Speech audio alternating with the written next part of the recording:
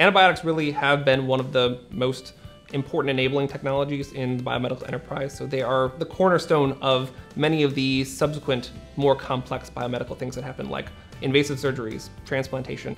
The foundation of being able to do those things are antibiotics. The original antibiotics were introduced, discovered in the 1920s or so, begun to be used broadly in about the 1940s, and yet we maintain now here, 2015, we only have an incomplete understanding of how these antibiotics work.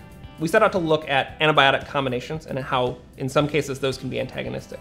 And we found that two of the major classes of antibiotics, those that kill bacteria and those that simply stop growth, really result in fundamentally different changes in the cell, and that those changes are sort of the underpinning aspect of their antagonism. In this paper, we really wanted to get a better understanding of how do the different classes of antibiotics exert their influence on bacteria.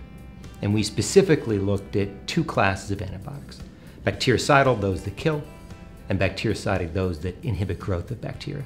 So we found that drugs that are classically bactericidal accelerate respiration, and that bacteriostatic drugs, stopping cell growth, inhibit or slow down cellular respiration. The combination of those drugs is dominated by the bacteriostatic partner, so the overall outcome is the inhibition of cellular respiration. Our findings, I think, provide clinical insight and even clinical guidance for the design of effective combination therapies for antibiotics. It's been known for decades that if you combine a specific bacteriostatic antibiotic with a cidal antibiotic, you don't get killing. But it wasn't appreciated that this really is a general phenomenon. So as we begin to think about how you could treat very difficult to treat bacterial infections, our work would indicate that if your intent is to kill the infection, you better not include a bacteriostatic antibiotic as part of that combination. We intend to move forward on really now trying to better understand how do you go from the interaction of the antibiotic with its target inside the cell to this impact on respiration. So why does a cidal antibiotic lead to a ramp up in respiration? Why does a static antibiotic lead to an inhibition of respiration?